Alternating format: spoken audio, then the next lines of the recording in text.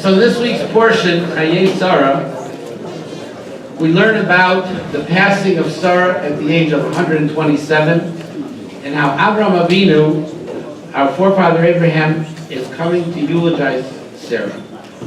And we speak so much about the patriarchs, Abraham, Yitzchak, Yaakov, but seldom do we pay strong attention to the wives and the spouses of these great men who were actually even greater.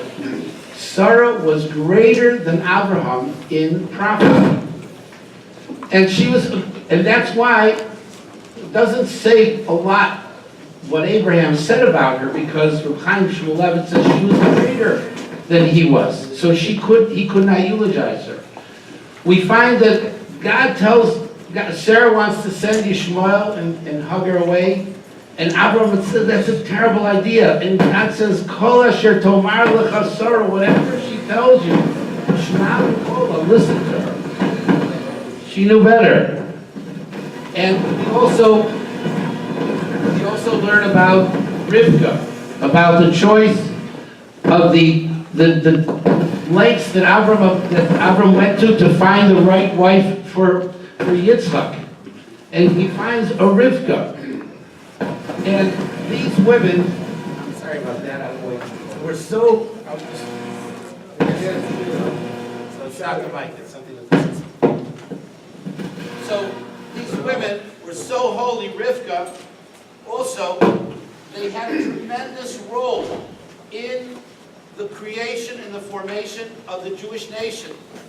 If Sarah had not imposed her will and told Abraham to send them away, who knows what Yitzchak would have looked like by the time Yishmael was finished with him. And Rivka changed all of history when she advised Yaakov to steal the blessings from Yitzchak, who thought that Esau was a tzaddik and worthy of the blessings.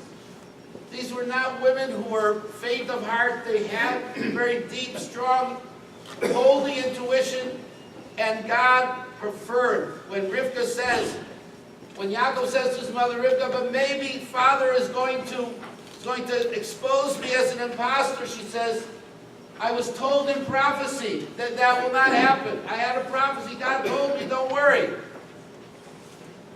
So evident was the holiness of Sora that there were 3 miracles that went on constantly. There was always a cloud that hovered over the tent. When she lit candles Friday evening, the candles remained lit miraculously for an entire week. Until it came to light them again, she would extinguish them and relight them. They would stay lit for the whole week. And bracha mitzuya b'isa, her dough, there was something about her challah which looked so enticing. All you needed was a little bit and you were full. It was fresh all the time. And when Sarah died, these 3 miracles went away. But when Rivka came into the family, they returned. Again, the cloud was above the tent, and the candles that Rivka lit lasted from one Erev Shabbos to one Friday to the next, and the challah lasted forever, was always fresh, it was amazing. This is just to give us a glimpse of the greatness of these women who, without whom we would not be here today. The greatness of the forefathers was that they had women who were equally great. And the combination of a husband and wife of 2 great people create a nation.